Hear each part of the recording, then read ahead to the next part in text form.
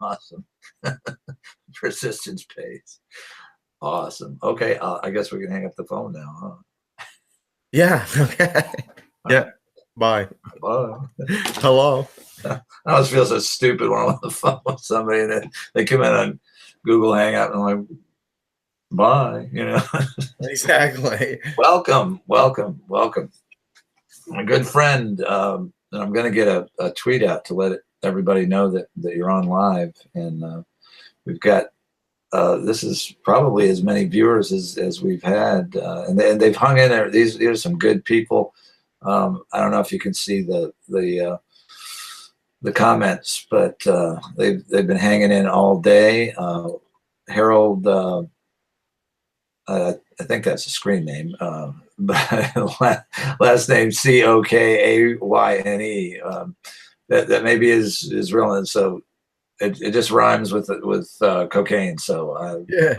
no disrespect needed it if it's a screen name. But he's from Maine, and the last question he asked me, Tim, was, "Have you looked into those female senators?" So let me put that to you. The female senators from Maine. Mm-hmm. Susan, what's her name? Susan Collins. Yeah, I think that's who he was talking about. And then Olympia Snowe was a female senator, but she's been retired for quite a few years now. Well, let's see. How do I start with that? Listen, again, I always thought that this was exclusive to Maine, but now in the past year, since everything that's been going on, we realize that this seems to be the case across the country. But Susan Collins, her mentor was William Cohen. Sorry, my bad. And so and if you look at her career, you know what I mean? Like, she started, I think she was like the Northeast Regional Director of the Small Business Administration.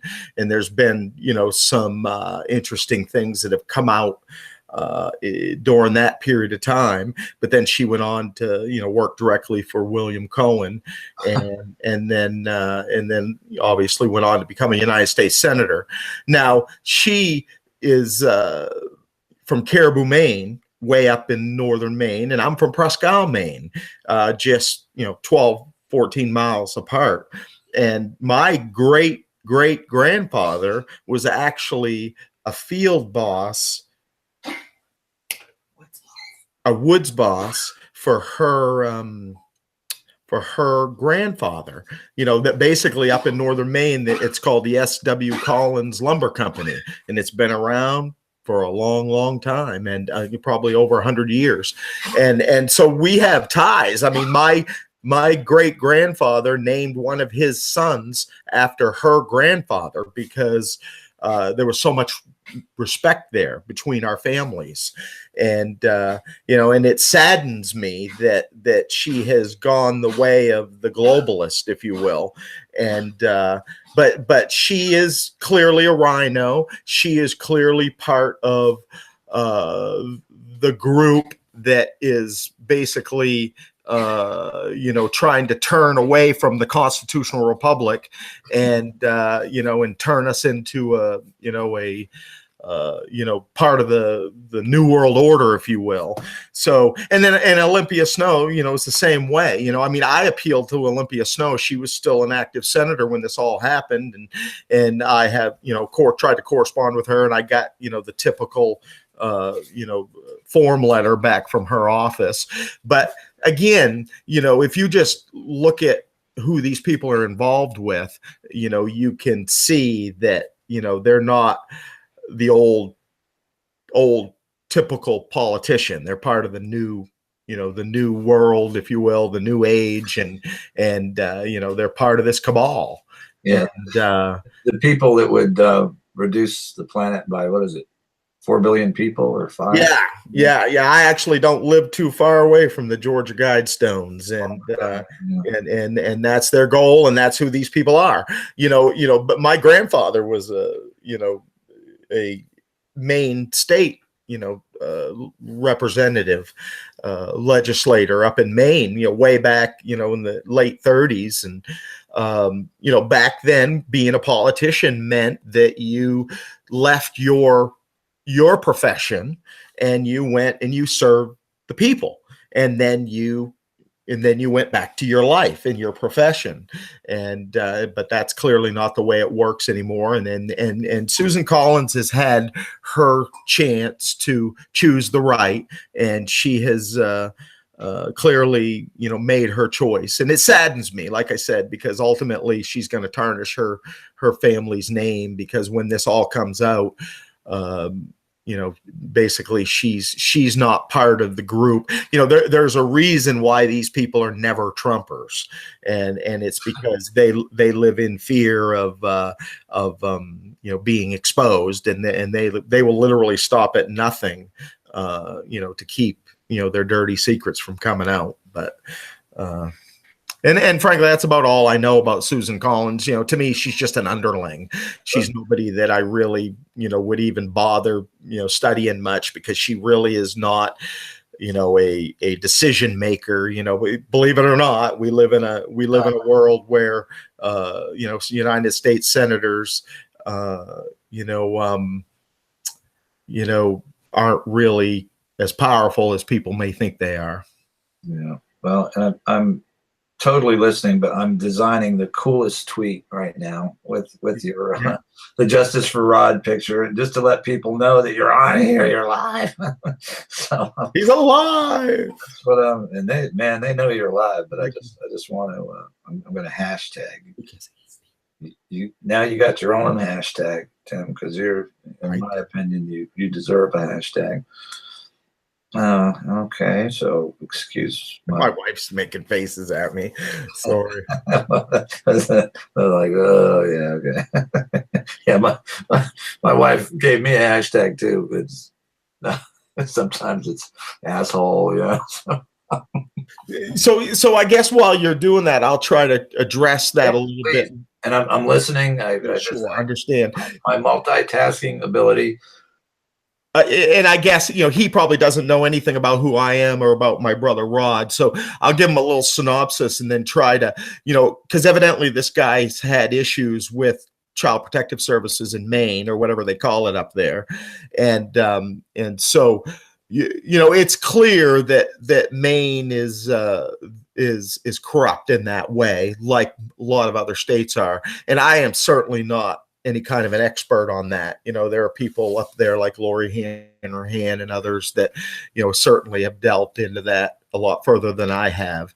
And they would be the ones to, refer to on that. But, in a nutshell, Rod, stepped into, high level corruption in our government that wasn't necessarily connected to children or anything.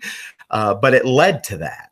And basically, as he lifted up the veneer and looked up, under, the facade, basically all these things came to light. And one of them was, the fact that this United States senator, who was the one that was keeping the truth from coming out. Rod was trying to expose, what he had stepped into when his accounting firm was asked to audit the books of the Penobscot Indian Nation, and ran into all this trouble, all these roadblocks. And why is it that this isn't coming out? And you got to remember, at the time, like most people, and frankly, like most people now, truth, justice, in the American way. The right thing's going to happen. We have things in place in this country that prevent things from happening. And when people want to expose wrongdoing, we have, the Department of Justice and the Bureau of Investigation. To help us to keep our country clean and safe and free from this corruption. But of course, what we found out was that that's not the case at all. And actually, of course, in hindsight's 2020, but what Rod stepped into was actually involved our government, as we know now. A year and a half ago, I never could have even said what I'm saying now, because people would just call me a conspiracy theorist and write it off, and that's just crazy. But we know now that that the FBI and the Department of Justice are dirty and to their core, and they're involved in this, and they played an active role in the destruction of my family and trying to cover up what Rod had uncovered. And so as he fought that and naively moved forward and tried to figure out, well, how can he get through these barriers? Basically, that's when we ran into Pedogate. And so this United States senator, again, in hindsight, we believe that the tape that Rod was trying to deliver to the Attorney General's office that day was what they call a brownstone tape. And of course, we assume that it was a Bush brownstone tape, and that's what makes sense. And so he and when he again lifted that veneer, and then again all this other stuff, the whole Cynthia Wellman with the child porn ring, that involved these elites, up there, and again, it's what we're seeing come to light all over our country. We have an obligation, I think, to these children, and that's why what you're doing right now is so important, to bring attention to, this cause, which is, let's have a commission. Let's have a jury of our peers, if you will, sit down and hash this out and get to the bottom of this. I mean, it's just so sad how broke our country is. That the institutions that we have in place that should be doing this, that literally have deep pockets, our money, our taxpayer money, and $43 trillion of it. Yeah, again, and we, the job of the Justice Department and the FBI is to protect Rod Hotham and his family from this corruption. But not only did they not do that, it turns out that they are the corruption that we stepped into. And so we're sitting there trying to fight them on a shoestring while they're literally destroying us with all these tools and this bottomless budget. And that's why we have to petition to the White House for a commission, because clearly they're so damn corrupt that they're not going to do it on themselves. No. And so we have to force them into it and show them that the people want to know. The people are getting angry. We're starting to wake up, and these children need our assistance. We need to come to the aid of these children. These beings are precious in the eyes of God, and we have stewardship over them.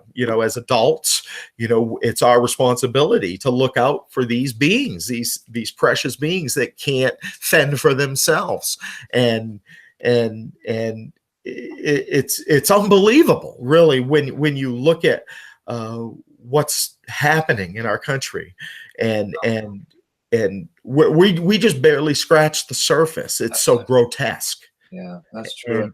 And so it's very important, to get people to wake up to a sense of our awful situation in this country, and listen, guys, go sign the petition. Take a few minutes and make your voice. Let your voice be heard. I think that this is an eternal choice. Basically, it's real easy to blow this off and say, well, I'm just not going to get involved. But I literally believe that the decision not to get involved is going to haunt you eternally, and that you will be judged for that. Why is it that there are people like John Taylor who, he don't have to do this? You're retired. You have a farm to keep. You have thing. Why is it that some people spend their day in recreation, and other people like yourself and Howard, choose to invest in this? And I think it's because you're called. I think that you're answering the call. You're answering the still small voice that says, hey, so it's not only to help the children, but it's also, I think, to ultimately hold people accountable. Because when the judgment day comes and they say, well, I didn't know, and now no, well, you did know. And because John Taylor had a 48-hour, marathon, were made aware. And faith is an action word. It's time to take action. It's time to join together, put our differences aside and join together in this cause of making our voices heard. And sadly, right now, this is kind of all we got. We have a petition, and we need to involve ourselves with social media. That's all right. They can do what they want. And really, the biggest reward for anything that I've done, I think Howie feels the same. I've heard him say this, and is the people, such as yourself, that I've met along the way, that I feel are family now. That when I talk to you, Kelly's like, she's like, you can talk to him all day. I say, yeah, literally, it's it was a process for me to get to where I am, and it was over, God, 10 years at least, maybe 15. And I remember that people are in different different stages of that process of coming to believe that this is our reality. And I think that's a great point, that we all have to understand.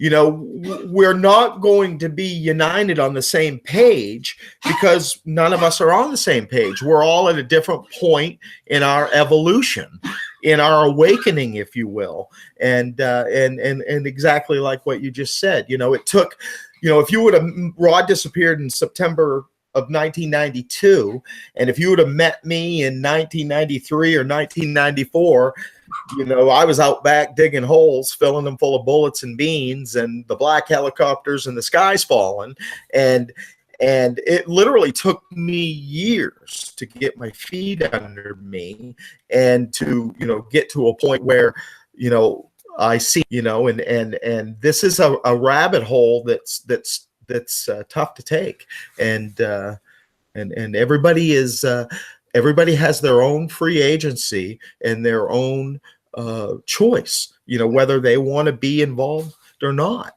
That free will thing. Thanks a lot, God.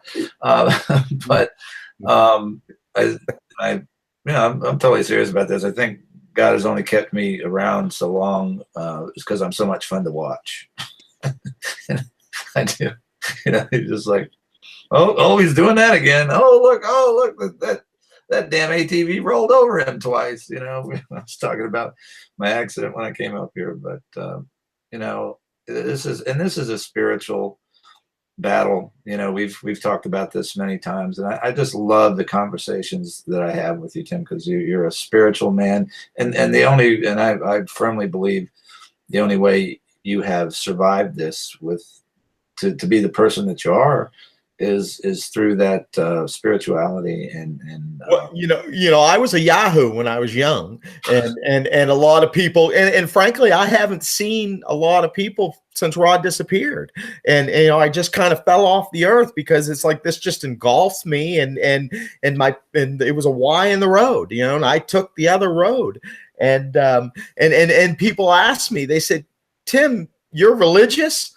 And I said, and I always say, when you look Satan in the eye, you're going to be looking for God. And you're right, John, this is a spiritual battle, and people don't understand, and they need to. We need to take a civics lesson now and understand that we live in a constitutional republic. And a constitutional republic is designed not to give us rights, but to protect the rights that God gave us. And if you read the writings of our forefathers, they allude to the still small voice, to the promptings that they got as they created our great nation. And people get mad when you say it was a Judeo-Christian nation, but it is. And the reason people are able to choose whatever they want to choose is because of that, whether they like or understand that or not.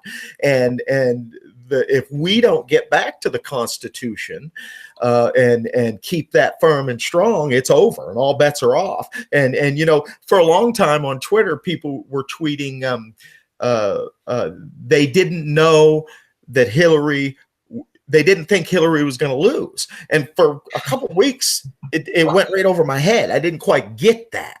But then it dawned on me one day that that's right. If Hillary would have won, our country would have looked completely different as we speak just a year later, because these people had all the ducks lined up to eliminate the republic and through treaties or however it's done to basically make our republic part of a bigger system. And they've been leveling out the economies of North America for a reason, so they can manage all these countries as a group and a slave complex. Yeah, and just eliminate our sovereignty. And again, people just do not understand, and it's not even that I'm a great big Trump guy. It's that he's the only one that's standing up for a constitutional republic. And the people, in my opinion, that are anti-Trumpers fall into pretty much two categories. There are people who understand pedogate and the underlying activities that are going on through all these rat lines that seem to be everywhere in our country, that what basically is what Rod stepped into. And so there are those that understand that, and so are part, and they want to keep their dirty secrets. I think that's where Bill Cohen, Susan Collins, and a lot of these politicians all fit into that category. But then you have these other regular people that are just nasty and vicious and mean, and like a lot of these, what do they call them, libtards and stuff that are out protesting. But when you sit there and try to have an adult conversation with them, it's like they can't even articulate their argument. But yet they're nasty and mean and vicious. And of course, we understand now MK Ultra and the Mockingbird Press, but they don't get the pedogate part of it.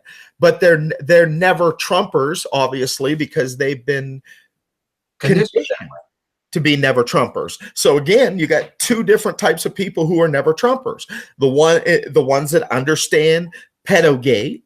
And of course, I'm biased, so for me, pedogate is the core issue. In my mind, if you go after pedogate and expose pedogate and a pedogate truth bomb, then a lot of these other issues that our country is dealing with will fix themselves. But you want to hear my evolution of Donald Trump? How that went? Yeah, I liked a lot of the things Bernie Sanders had to say, and that's, and because I thought the Democrat was going to be running against somebody like, oh God, who was it that was in that race that I absolutely hated? I can't even remember who it is, but it was, it was like, and it wasn't him, but, or Jeb Bush, was it? Wasn't he in the race? Jeb Bush was in the race. Yep. Yeah. So I'm like, so this is where I started out. I'm like, I see. So you thought Jeb was going to be the Republican nomination? Yeah, that son of a bitch, that family. So I was like, well, Hillary, no way, because what we just saw, the Mina connection, and everything, and it's just the Mina connection with her is just small potatoes. She went on to much bigger and better evil, after that. So that was, and I couldn't believe that Sanders even got to where he did, as close as he did. And then to watch him throw that, he basically, and now looking back on it, I think that was all just a psyop, you know, and the stuff that he says. I was listening to, I listened to Trish and Albert, and they're like, man, he was never a real candidate. But when I was looking at Jeb Bush, you know, it was like, well, you know, to me, a Bush and anybody, the lesser of two evils is the anybody. So then, and Trump was in there, and, you know, I didn't really like or dislike him. I didn't think he had a prayer, you know, against the establishment, because I'm pretty sure I was pretty sure he wasn't Republican establishment. So, and as it went, you know, it was just one surprise after another. And when Bernie did what he did, I'm like, I'm fucked. You know, I can't. I'm gonna have to not vote, because there's no way I was voting for Hillary, and there was no way I was voting for Bush. And by this time, you know, Trump had started to get some traction. I'm like, well, it couldn't be any worse than Hillary. So, you know, supported him, and Kelly and I voted for him. And, you know, at first it was like all I could do after the election. I'm just trying to read Harold's, you know. Wow. Yeah, Harold's got some great experience. I want to talk to him at some point, but he's talking about the round the world pedophilia. But so with the, you know, the election, so it's like, okay, well, he's in there, and it was and I didn't think he would win. You know, I thought it was going to be fixed. You know, we would, and that you and I wouldn't even have met you, Tim. We would have met in a FEMA camp somewhere. You know, maybe. You know, but it was like, so then he comes in, and I'm thinking, oh God, maybe he'll do something, you know. And when the child trafficking executive order, it was like, whoa, wait a minute, you know. And ever since then, and even at that point, I was like, I don't care what else he does, you know, because I know it's all bullshit. The health care, and we don't have money for Social Security and everything else, and that's all crap, because it's been stolen. You know, we know that, and the whole Congress, Democrat and Republican, knows that. So it was like, man, I'm going to do everything I can to support him. You know, he seems to be for real, and is for real, and just seeing everything. I got to shut up just to see that dog. So when you hear her coughing, she was a rescue anyway. She's got throat issues, and that's that awful sound that you hear. What's her name? Sorry to interrupt you. No. I wanted to shut up just so I could see her, because this has like a voice activated camera thing. So I was just going to shut up just so I could see her on the big screen. We'd not have a country if HRC was elected. Yeah, that's true, Harold. You know, and I was just, you know, my stand, and Kelly and I had this conversation, is our property line, you know, and because we had, you know, been vocally, you know, anti everything, you know, globalists for a long time. You know, they had our number. I told you we got an F-18 flyover at treetop level when I was running the film, and you know, that could be a coincidence, you know, maybe. But I had run the Mina connection that we ran today, that and the Franklin scandal. This was 5-6 years ago, when you know, I was doing that with the guy who turned out to be a convicted sex offender. That another story, long story. But so we're running this every day. Question authorities in the house, emojis, fire trucks, and see, Tim, this is the peak viewership we've had all day. I knew that was going to be the case, and that's. Yeah, well, you know, a couple points. You know, we knew we were basically told that if Rod would have made it to Augusta, which is the capital of Maine, and he had a scheduled meeting at 5 o'clock with the Attorney General, and he was bringing this alleged Bush brownstone tape of a United States senator. And we were told that if Rod would have made that meeting, then there would have been a congressional investigation into Nebraska. And again, you know, at the time, we had no contacts. We didn't know any of that was even going on. Yeah. And so we knew that that it went to Daddy Bush. Remember, Rod went to the Cayman Islands with his investigation of the Indians' money. And we know that the $80 million land claim settlement was really just a drop in the bucket, and there was something more going on there. And so we knew that the corruption Rod stepped into literally went to the White House. So so this was September 92, and in November of 92, Bill Clinton got elected. And so what happens when we get a new president is all the United States attorneys get released, and the new president hires his own. And we knew that the United States attorney was in on it. He was in on the Indian lands claim because he was the attorney general of Maine at the time. And then all these years later, he's still keeping his thumb on it as the United States attorney and involved in literally the cover up and the demonization of Rod and all that. So we were excited. Bill Clinton's coming in, and we're going to get a new United States attorney, and we're going to get justice for Rod.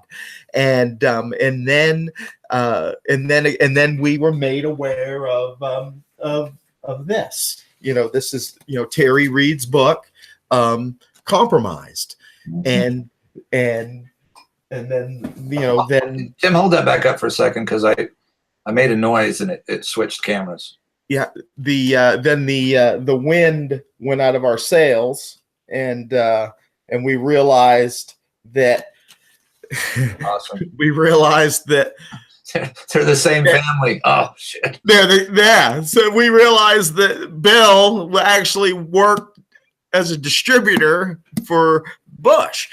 And again, at the time we didn't have any context. We were just like devastated again. Really? So really?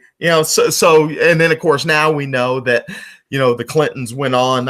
My theory is that the Clintons were the heir apparent, to the keys, if you will, when his sons didn't quite pan out for him as far as getting them in the White House. And frankly, some of the stories behind W are really quite and I'm telling you, and the fix was in, but I think the deep state in that election where Herbert Walker lost just thought he was too much of a fuck up and a risk to let him have 8 years.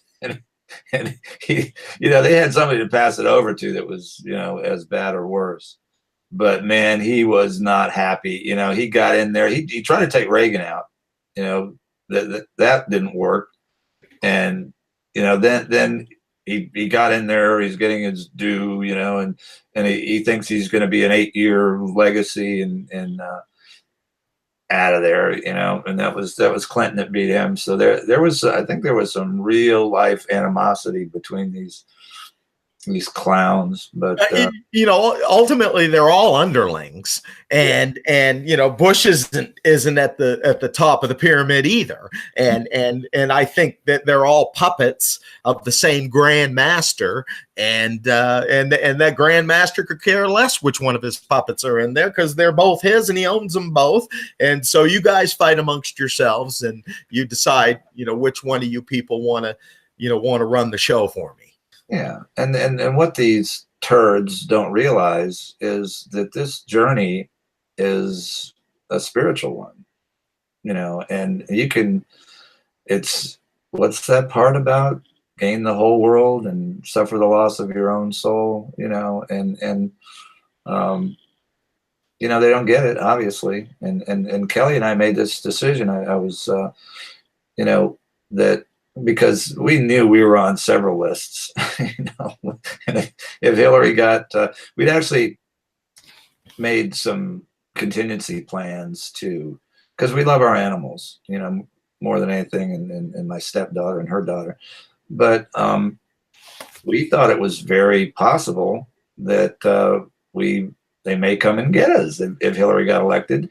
And we were like, well, we can do this and we can do this, and we'll try to get the animals. You know what? And what we both said, we looked at one another with as much love as you can imagine. You know what? Our line is that property line. And if they come, it's going to be, they better bring a division, number one. And we're not leaving our animals. I'm not bugging off, and we could. We've got a lot of stuff we were doing, and we were kind of doomsday prepping when we first moved up here. But you know what? No, I'm not leaving my animals to my dogs to these, whoever shows up, and that'll be that. I've lived a good life, and I think, we think a lot the same way. And I'd love to be around in this area, this realm, for a while, because I enjoy, a lot of it. And just I think you're right, about because we've been hearing about the red list, the blue list, forever, and I think we'd be fools to think that that's not the case, and frankly, especially in light of technology. It hasn't been that long ago where the computer technology has evolved to a point where they have the capacity to record everything. And people are very naive to think that we're not being put into little categories and little boxes. And they can push a button, bring Tim Hotham up and see his profile, and they've got me all squared around. So I believe that. I believe that if Hillary Clinton would have won, I probably would have met you in a FEMA camp. And literally, and I think that's what's so sad right now. All these kids, especially these high school kids, and all these other people that are so never Trumpers, do not realize that they're literally opposing their own free will. They're literally fighting against having their own free choice and their free will, and they don't even know it. And it is spiritual. It's again, I believe this started with Cain and Abel, and I believe that there were secret societies that were formed at that time, and that's pretty much what we're seeing here. We're seeing this demonic society that ultimately, a lot of people stop at they want all the riches of the world, but I don't necessarily buy into that. I believe they're so rich now.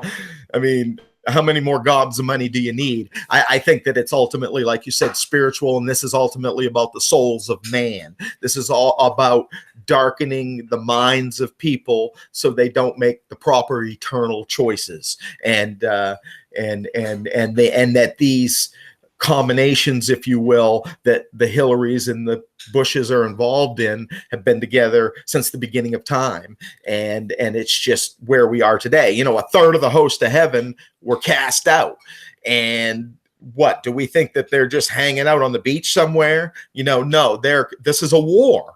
We're at a war, and a war between good and evil, and pedogate is a symptom of that. The devil knows what these precious children mean to Heavenly Father, and the things that are happening are abominable to him. And if we want to be Christ-like, they should damn well be abominable to us. And this notion that we shouldn't be rolling our sleeves up and doing all that we can. Listen, we all need to be balanced. We all need recreation. We all need to, not burn ourselves out. But too many of us are lopsided. We're playing too much. We're partying too much. We're recreating too much. We need to be anxiously engaged in a good cause, and we need to be signing this petition. We need to be telling our neighbors about it. There's been some pretty freaky arrest in my area here in South Carolina recently, with the guy who was arrested and wanted to eat the baby or the person, whatever it was. And so there are actually people around here talking about human trafficking, and I couldn't believe it. I'm like, wow, it really is breaking into the mainstream now. And so it's evil, and simple. Nothing more If you want to look in my view, if you want to look your maker in the eye and have him tell you, "Well done, my good and faithful servant," then you need to engage yourself in this fight for the souls of man, for the children, and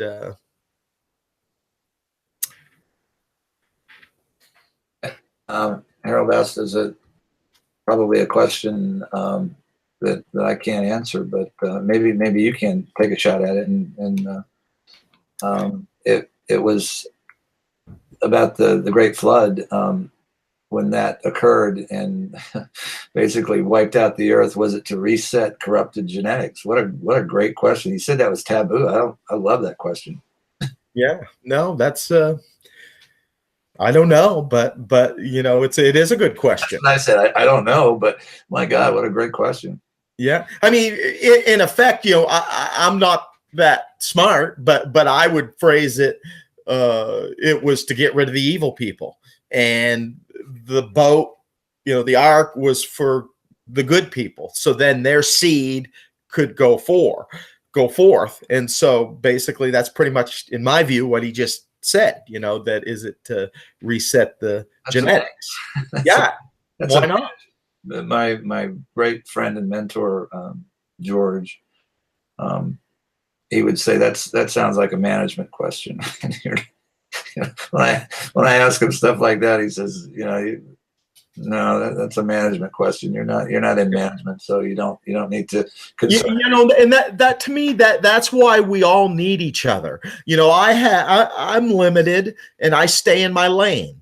And I think the only thing I bring to the table is my brother's story and what I have learned as I have tried to figure it out. What the heck's this all about? I thought we lived in a country where there was justice, but there's so much knowledge and understanding, and there's so many good people who have their lane.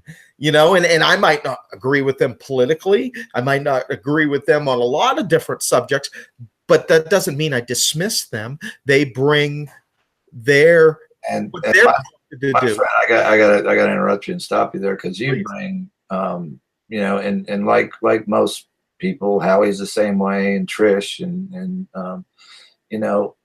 you bring a hell of a lot more to the table than just that story. And I can tell you that because I am honored to consider you my friend, and there's so much more, your abilities as a communicator, as a chronicler of it reminds me of the Kennedy speech, the press chronicler of our events, and and the job you've done with that story, and just your compassion, that's so okay. Well, that's a good point. The chronicler of events. We should all keep journals, because in my mind, history hasn't recorded who Rod Hotham is correctly. Because if in 2 generations, 3 generations from now, what would people have to rely on if they wanted to research this person, Rod Hotham, that lived 100 years ago? All they would have is newspapers. And guess what? They're not going to get the truth from the newspapers. And so, and so in that, I think you're right, because I have said here and I have witnessed what the establishment has said about my brother, and what the establishment has said about itself. I mean, and now, but yet it's like, well, but that's not the case. Like I said, recently it's now becoming well known what my family has known for over 25 years. The FBI and the Department of Justice are corrupt to their core, and they're not here to protect truth, justice in the American way and protect the American citizen. They're here to protect the oligarchy. We basically live in an oligarchy until we can turn this thing around. And look at who led that organization for. When he died, they did an investigation on the organization and him, and showed how corrupt he was. So that's your, role model. So, and let me say this, and I know you know this too. And I have my best fire department brother. I mean, he's like a blood brother to me, Randy. His brother is an FBI agent, and I know Scott too. And he's getting ready to retire, and he spent 20 years banging his head against, probably the upper level management, just like most organizations that was corrupt. But there are hundreds of wonderful men and women that are part of that organization. I think they're coming up in it now. That's another exciting thing that's happening, and they will be in positions of management and authority. But yeah, I put myself, that's a gift that I've been given. I try to put myself in other people's shoes and situations. And Rod, for example, I find I've been doing that since we've been talking today and at other times, but at the time, which makes him, to me, much more special of a human being, doing what he did at the time that he did it. Just that how naive everybody was about what we were taught and what we believed, and that haunts me about that situation, and probably many others. But doing the right thing, that was clear cut to him. He didn't hesitate. But my God, he didn't know what he was up against. Yeah, and don't get me wrong, again, I'm biased, and to me, but yet I do know that there are good people there, and because we right from the beginning have talked about the good FBI and the bad FBI. We were given reports, top secret FBI reports, that we read, Rod and I, because he moved his family out of town for safety reasons, and I would go down to Bangor to spend time with him during the week so he wouldn't be alone. And I can remember many nights in his hotel room, reading these reports about the finders and the snuff sex and all that whole chapter. And so, yes, you're right. There are good FBI, and their hands have been tied. And that's a great debate that we'll be having in the coming years. Is exactly, should they have risked their pensions and their livelihoods to stand up for my brother? I've even had retired FBI guys reach out to me and work with me for years, trying to get to the bottom of this. And so I hope. Yeah. And those guys going through, because I'm sure a lot of them believed in everything. That's why they signed up. They were as naive as Rod was to what he was facing. I bet you a lot of these agents were just as naive. They joined that organization, right, fresh out of college, and believed in. And I go back to my statement on the the lead into the show. It's like everything that we were taught was not true. Yeah, and it's so compartmentalized, and I see that. I can see why they wouldn't have this overall view of exactly what was going on around them. And so, but I'm just very hopeful, and I don't know if I told you this or not, but I've been, and as long as I do this, I show your Facebook page and your Twitter handle and all that, and you're going to get an order here as soon as I get some sleep. Probably happen over the weekend. I'm going to get one of those shirts, and everybody else should get one of those shirts. Go to that Facebook page, get a coffee mug and a shirt and everything else you can to show that this is, and it doesn't it's just an expression of love to me to show you guys that we give a shit about what you're doing, and that this is, there it is. I want one of those too. I'm gonna have to get a job.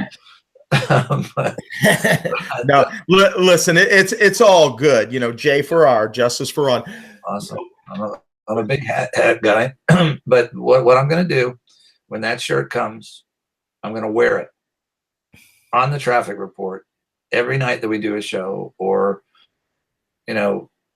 well, the special events, my wife will probably, I won't be able to keep it that clean, but we're doing the show for once or twice a week, I'm pretty sure. And I raise my right hand, not the left hand, and I'm going to wear that shirt until your case is resolved, or I kick the bucket, or the traffic report is no more. So, yeah. Well, the reason we did that was we, for 25 years, I was just doing what I could in the environment that we were in. And then all of a sudden, this guy came along that was going to become president. For 25 years, we've been studying and watching this, and Donald Trump's name has never come up. You know what I mean? And all these people, make all these claims against him, but frankly, I don't see it. At some point, I would have seen something somewhere in all the research and everything. And so there was this hope. Okay.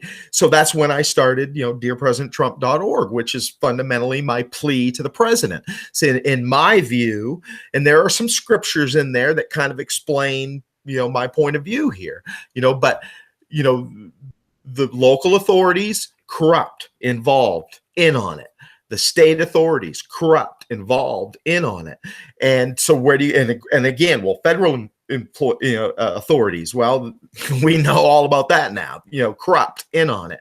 So literally the last resort is the commander in chief. So I said, well, I'm prompted to try to take advantage of this. So for a year, I started this Twitter and I started this thing, and I emailed the White House, and I'm importuning for redress of grievances. I believe that that's a constitutional right. That's my interpretation, and I believe it's my last resort. So after a year, and the year anniversary came, and we're discouraged. But you got to understand that we're waking up. We didn't know about all this stuff that's going on behind the scenes, this supposedly they're working on it, and secret indictments and this, that, and the other thing. And so what am I going to do? I mean, this isn't working. And again, justice is in direct proportion to your ability to pay for it. Listen, if I had money, I could go hire investigators and hire a legal team, and we would be done with this in a month, because it's literally that cut and dried, but without that financing, my hands are tied. I didn't feel comfortable with just. If anybody's listening out there, I'll just say it, because I know you're too humble of a guy to say that, but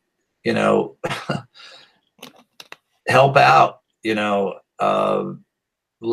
if anybody out there is able to help and get this story out, and allow Tim to work full time, on this, and get in contact, don't hesitate. And I'll just say it, because I know you would never say it.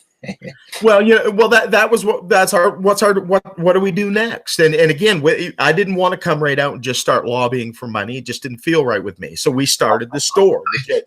Yeah, because naturally you would wait over 25 years to do that, Yeah, right. And so we started the J for Our store, and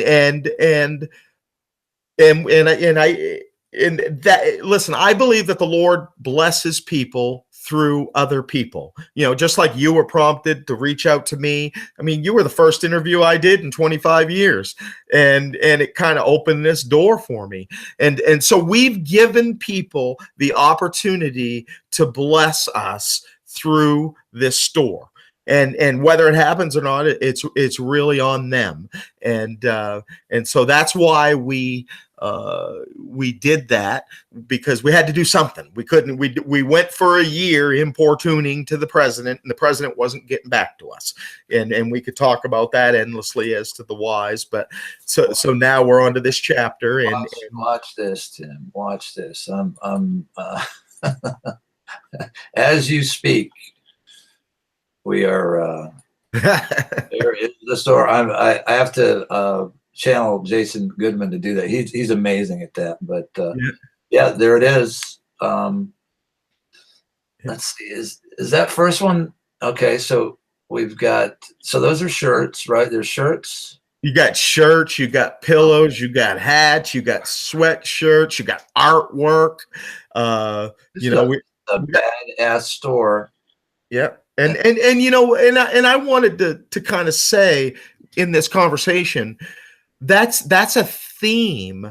You know, we hear about George Soros financing this, financing that, financing, you know, these you know, people who are protesting and but yet if you look at the conservatives on our side fighting this, it's a common theme. None of us have any money, and it baffles me because we're the conservatives. We're the ones that are free enterprise. Shouldn't we have the money? You know, why is it that we don't have the money and the other side does have the money? Where are the conservatives with the money? You know, if you look at who has the money in our country, you know, the vast majority of the wealth is in the hands of people 50, 55 and older.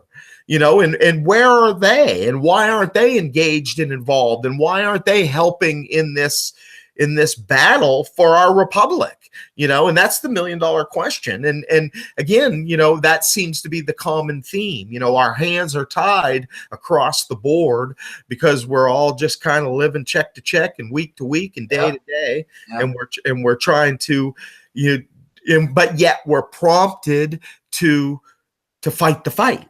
You know what I mean? We're prompted to engage ourselves because I think inherently we know it's about the children. You know, it's about the republic. It's about the souls of man. We need to engage ourselves in this. And but the money, the conservative money, is nowhere to be found. You can't tell me that there isn't enough money to get behind some of these people that are doing these great things on social media that literally their hands are tied for lack of funds. And it would take relatively a small amount of money to really let them explode in their calling, in their area of the vineyard, if you will, you know, where they've been called to work and to, you know, to help us expose, you know, the evil empire and to help us to save the children. Well, I will have one of those shirts and more. If Kelly goes on that site, oh my God, I am going to have to get another job. she'll. I was just going through it, and it's justiceforrod.com, by the way, is the website. And a website. Let me that's where the store is. The store is at justiceforrod.com. I'm going to put that in. But it's for like number 4. 4. Yeah. Okay, cool. Okay, and get over there. I'm visiting there this month, and you will see it if you. Actually, I've made a few blog posts there because we were going to try to transition over into that, you know, as we continued. But you know, I'm not going to lie to you. You know, we're struggling, and you know, as a lot of us are, you know, on this side of the aisle, and you know, we're just, you know, day to day and keeping our head above water, and you know, you can't turn you can't turn away from it. You know, there is no normalcy, you know, and the people who think they're living the American dream and their lives are normal are just fooling themselves. And you listen, our forefathers, you know, sacrificed blood, fortunes, lives for us to have our freedoms. And if you look back at the percentage of the people in our country who were engaged, it was really small. You know, 5%, and then maybe another 5% or so were in it, and supported it. You know, but it's really no different today. You know, that there's really a small percentage of the people who are awake and aware and trying to make America great again and preserve the republic. You know, that completely get it, and so many people have just been, you know, dumbed down over the past, you know, 5-6 generations that they completely, you know, lost our heritage. Like my grandfather, he had to borrow money to become a state legislature.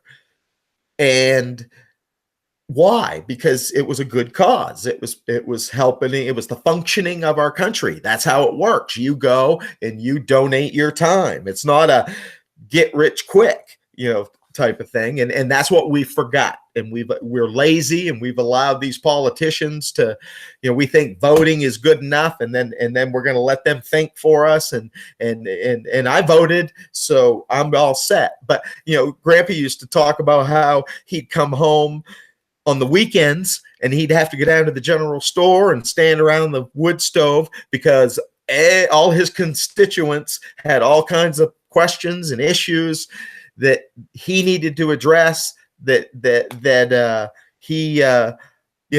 the way it's supposed to be. But now it's like we don't even we don't even know enough about what's going on in Washington to sit here amongst ourselves and have articulate conversations about it.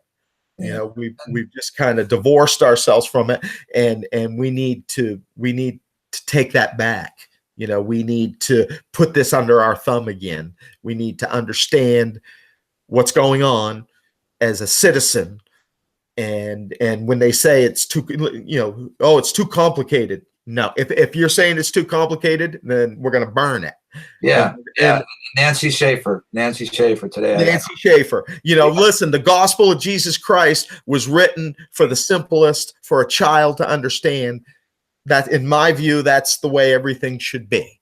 And if the simplest can't understand our government and what we're all supposed to be doing, then we've made it too complicated.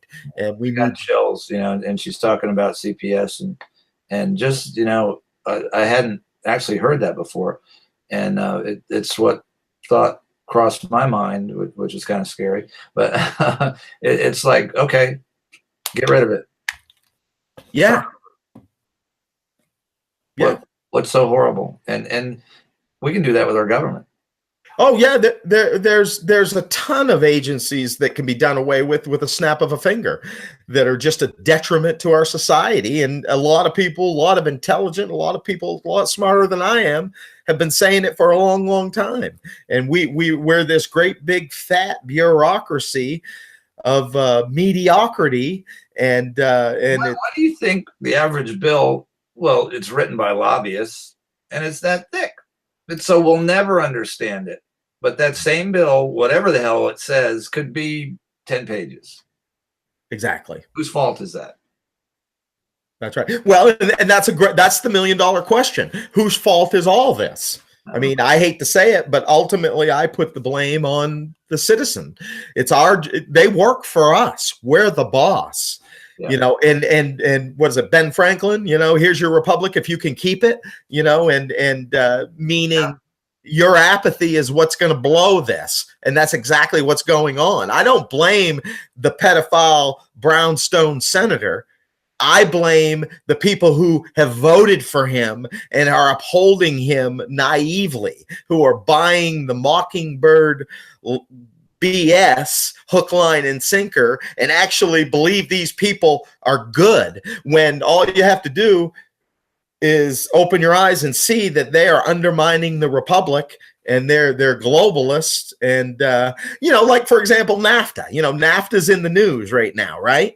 And it's a trade agreement that was made that's a detriment to our country. Well, who was involved in NAFTA? Well, I know one of the guys who was, and it was, no way, not Bill Cohen. You're kidding me. I mean, if you look at his Wikipedia page, his whole claim to fame is a black op. He is a black op. His career is a black op. Iran-Contra, black op, Watergate. What's the real deal behind that? And NAFTA, he was there. And they did it with a small quorum in the middle of the night, and now here we are, 25 or so years later, well, that's a bad deal. And there's all these deficits. Yeah, no kidding. And who's the people behind it? The same people. And guess what? They keep getting voted in. And, people talk, how does John McCain get voted in over and over and over again?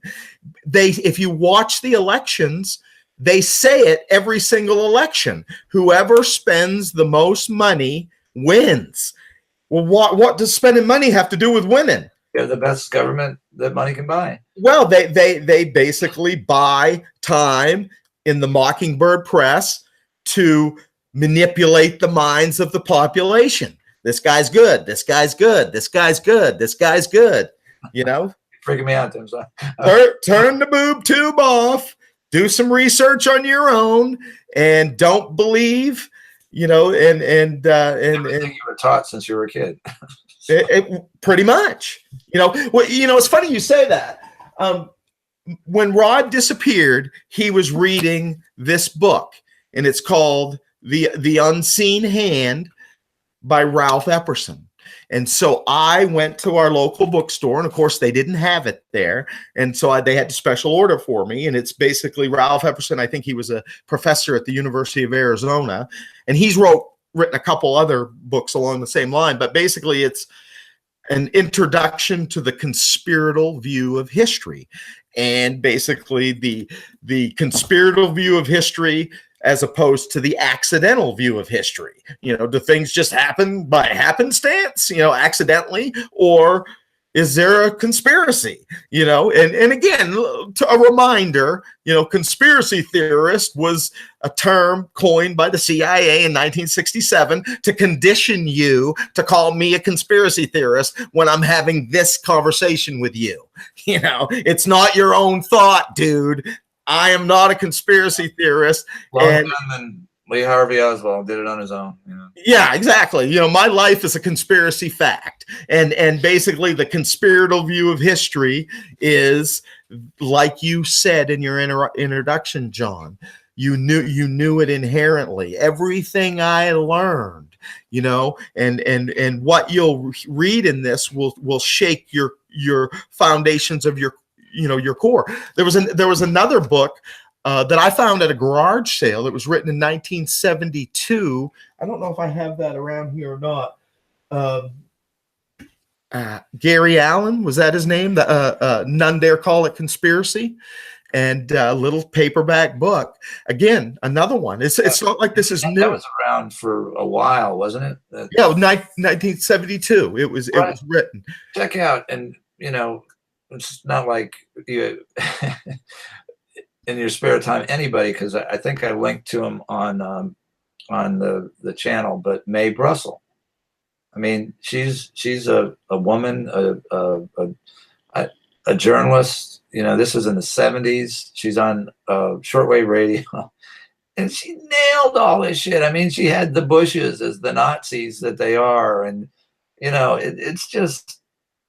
It's been there for decades, and what must she have felt like putting all that information? And boy, they were all over her, and I think had something to do with her getting the cancer that she did and dying as young as she did.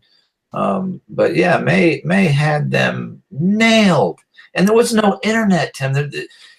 Mae would go out and get all the newspapers from around the nation and take out these newspaper articles and have them just nailed, with no free. You think that was easy? And did that every day? Did that show? I think just about every day for years and years and years. But that's how I came up. There was no internet, and my wife and I would sit around the shortwave radio in the middle of the night because that's when it came in good, and we would listen to WWCR and I forget some of the other stations. Like I remember the day that Alex Jones, for example, he had his little Texas radio show, and he wasn't on the national scene yet.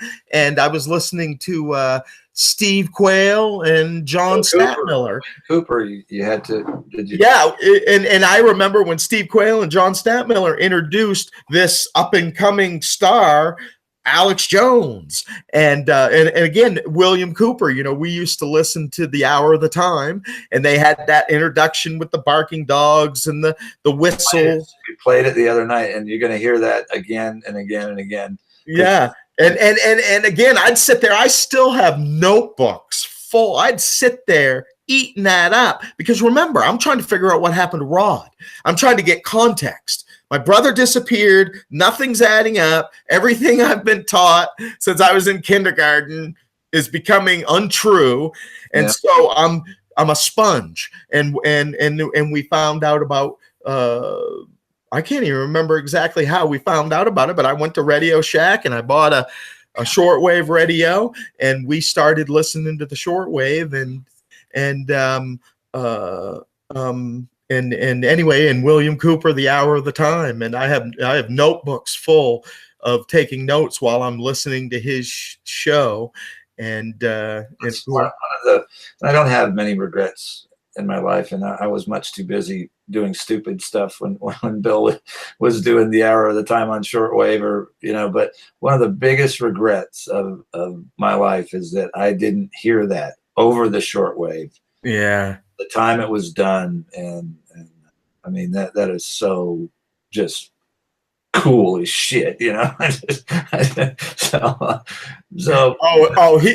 was a gnarly old soul. Yeah, man, he would get the swearing, and he just told it like it was, and again, because I studied him and go on, and that's all on YouTube too. That we've linked to that on our page. We're gonna have a lot of good, it's must see TV or playlists or whatever. But from what I can gather, and I could be wrong, Bill started out as a bullshit artist. He had some stuff that he was trying to make a living at, and it wasn't exactly true. But the power, that's what I mean. The power of God is an amazing thing, because he was transformed, in that process, took a lot of hard knocks, and then he nailed it. I mean, he got everything. He gave his life, because of this. But if you never hear anything else from Bill Cooper, one thing is when he predicted 9/11, right after CNN walked into that cave, with the camera crew, found Osama bin Laden, there he is, there's the camera crew. Bill said, get ready, because that false flag, because he knew Oklahoma was a false flag. He knew Waco, he knew what was going on by that time. But from where he started to where he ended up is just, a testament to the power of transformation and doing good things. And they had to, God bless them, they had to kill him over, they were there to kill him. It had nothing to do with the IRS, and the warrants they were trying to serve. They went out to execute Bill Cooper because he had the temerity to tell people that 9/11 was coming, and it was, too dangerous. Like Nancy Schaefer, we had her on, and today she had to be killed. I mean, that 12 minutes about CPS is just, they had to kill that woman. And that was the time in our history when Rod disappeared, and they had the power. And again, why? Because of the apathy of the people that were voting them in and buying the Mockingbird, narrative that they were good people, and allowing this to take place. And now here we are at a point in history where clearly the page is being turned, and we have this opportunity to expose it for what it is, and take our country back. And really, it all depends. I think it still could go either way. And there are a lot of people that are optimistic, but I think ultimately it boils down to how many people can we break away from the Mockingbird spell that they're under. It never ceases to amaze me how nasty people will get arguing a point that they can't argue. They're just shallow and superficial, and it's like, just do your own homework, do a little bit of studying. And the truth will ring true. It's the way it is. And they live in this alternate reality, and they're kicking and screaming to stay in it when they don't even realize that we're not going to live happily ever after. If Hillary Clinton would have won, we probably already would have been considered a third world nation, because that's how close to the edge we are. The numbers crossed way back in 1995. I remember there was a book called Bankruptcy 1995, where the debt became greater than our ability to service it.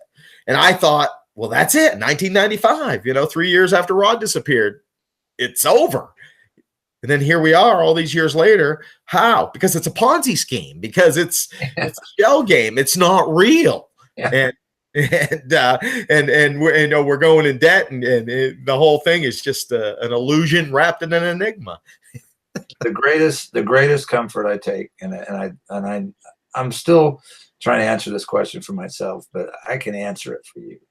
Okay, and I think you can tell me if I'm right or I'm full of shit.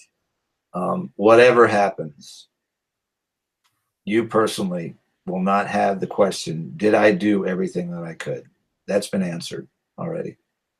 And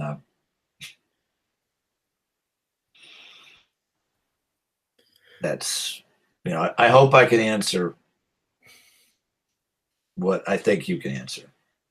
Yeah. When that time comes. Yeah, I don't know why I don't give myself any credit. I don't think if Rod would have disappeared, I would be aware and awake like I am now. I don't know if I give myself that much credit, but I hope that my call in an election has been made sure, and I hope that what I'm doing is pleasing to the Lord. And again, it's more than Rod at this point. It's the children, and we need to wake up about what's going on with these children. And ultimately, too, it's about, our free agency. Our constitutional republic protects our free agency. Hello, McFly. The constitutional republic protects our free agency. If you get rid of that, these people are going to have their way. And when you understand that they're ultimately demonic, and really what Satan's plan is for you, then you'd get out and start fighting with us and stand shoulder to shoulder with us and take this country back, and and set things straight again. And I hope that that's what's going on. Is this the final battle, and the separation of the wheat and the tares, and Christ is going to come? A lot of people think that. I don't know, or is this just one faction fighting against another faction? You're like me. It's like, I don't know, but I don't know. I don't know. You've answered, and that's what I thought. That's the big question. You've done everything possible to do the right thing with your brother, with your family, with your existence. And I think I can answer that. Yes. Some days but I got a great mountain back there. I just go up there and ask, and Yeah. You said that one of the things that keeps you going is the support you get from people, and again, the Lord blesses us through others, and it's the messages that I get from people who aren't prominent, who aren't important, who don't have the most followers on social media. It's the people who are prompted by the Spirit to say something to me that I know ultimately comes from my Father in heaven, and He's giving me that message through them. And there's one in particular that I just posted on my Facebook a few days ago, and I get the impression that this came from a younger person by the way they addressed me, and I don't even think they'll ever realize the magnitude of the words. It was what I needed to hear, and when I needed to hear it, and it was from the Lord, and they were a mouthpiece of the Lord at that point. And I guess my point is, a child shall lead them, the low shall be made high, and the high shall be made low. And so, let's not judge people by how many followers they have, or how many, how their fancy car, fancy suit. The plain and simple people are going to bring a lot to the table because they're prepared. They're humble and contrite, and they're teachable, and the Lord is directing them. I think, like you and Howie, why are you and Howie doing this? And I think it's because you've been prompted to do it, and you're following those promptings, and the Lord is using you as a tool. That's my opinion. And that's my prayer. Where I'm doing my crazy thing I do. I don't know. I don't know if that's me, whatever, but it happened. But that's basically, I don't have a prayer other than that. It's like, let me know what I need to do, and I'll do it. So I have to keep things very simple because and frankly, to me, that's the way we all should be operating. We shouldn't be operating by the arm of flesh. We should be waiting for the Lord to open up the opportunities to us. If this was in my time, this would have ended years ago. I can't stand it. I'm on the edge, and I've been on the edge for years, and especially over the past year. But I don't see what the Lord sees, and I don't know what the Lord knows, and I don't know what's playing out in the bigger picture. I'm confident that in the end, when the veil is lifted and I see things for how they really are, I'll go, oh, I get it now. And I'll thank him for the trials that I've been put through, because ultimately I know eternally they're for my own good, and the only thing we're going to take with us is our knowledge. And if we're not sitting here trying to engage ourselves in the perplexities of nations, then we're not going to have too much to take with us, because we're not going to take our cars and our money and love, and that boils down to love. That's the only thing that I think we arrive with, and the only thing that we can take with us. And I know that Rod is right next to you right now, and has been.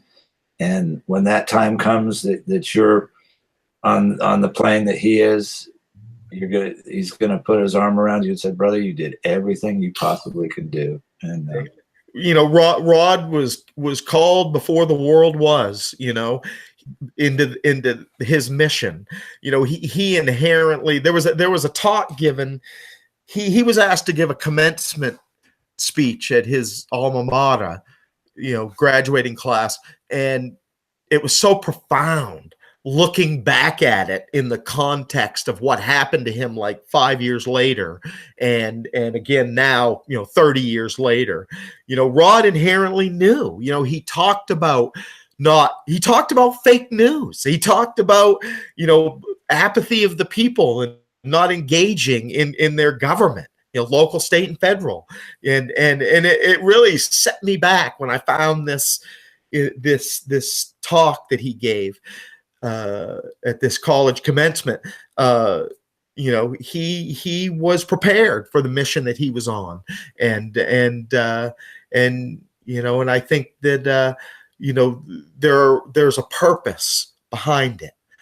People will be held eternally accountable for not only what they did to Rod, but to what they were involved in, and because they killed Rod. They killed Rod to cover up their misdeeds, and which will not be covered.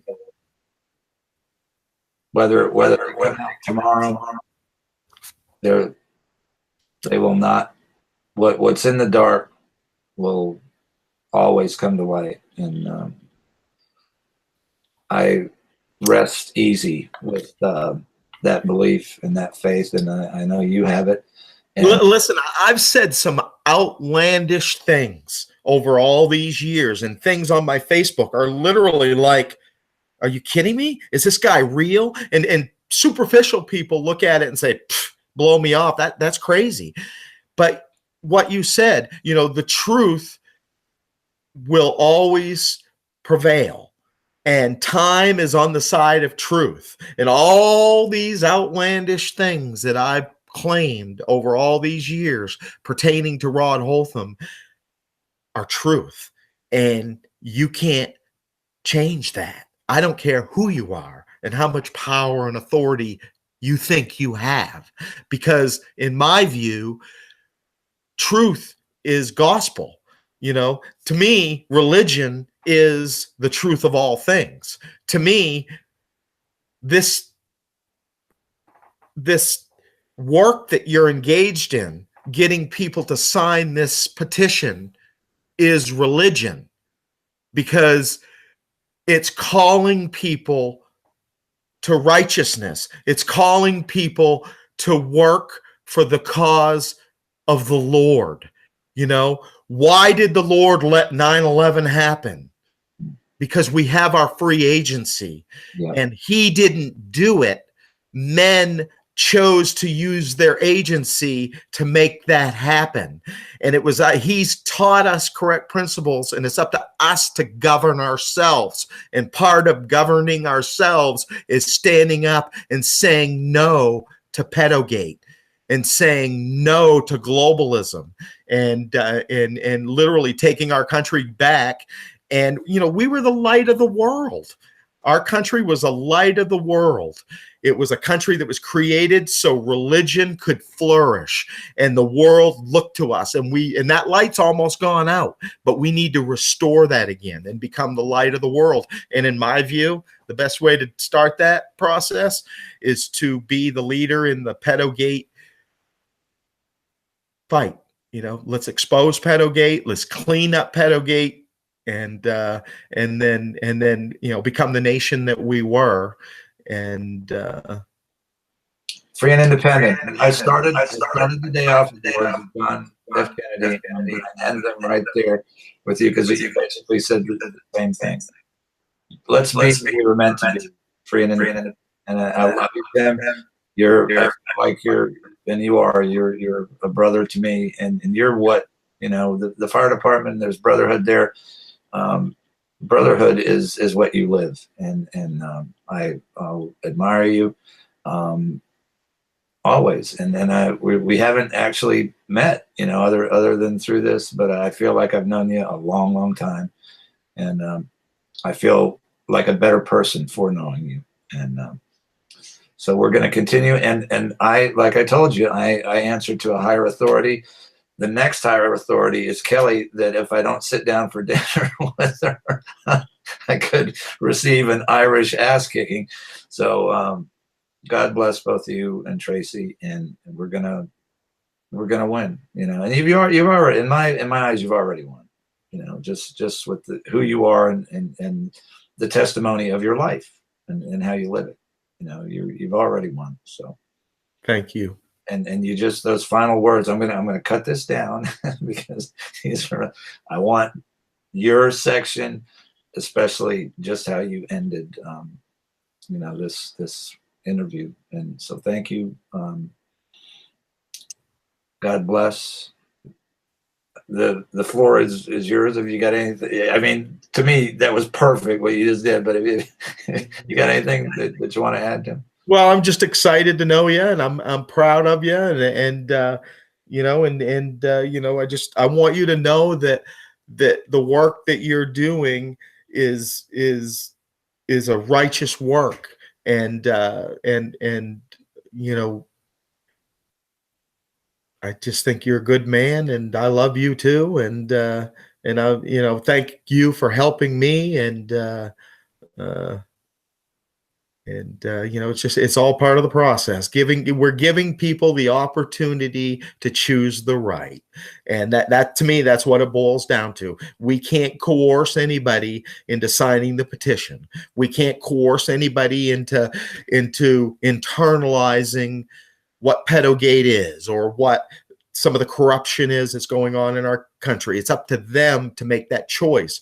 But we have to, I think they're not getting the invitation through the Mockingbird press, the Mockingbird media. And that's what you're doing. You're giving people the invitation to choose the right. Let's sign this petition, because it is a brotherhood, and there is a spirit to it, and it's the good spirit, and And that's what we need to do. We need to be anxiously engaged in a good cause. Yeah, and our Native American brothers, I'll end with them, and they call it the Red Road, the spiritual path, and I'm honored to walk that with and it's gotten a lot easier, the journey, just knowing you, Tim. So you're it's a pleasure to take this journey called life with it's gotten a little easier. Thank you. And thanks for having me. And if there's anything else I can do for you, just let me know. I'll do anything in my power to help you and your cause and in your good work. Yeah. All right.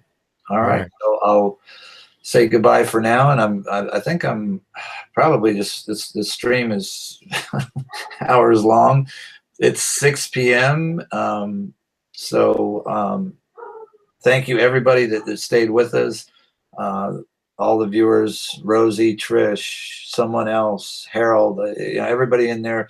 Tracy is in there. Everybody that's in there. Well, this stream will end,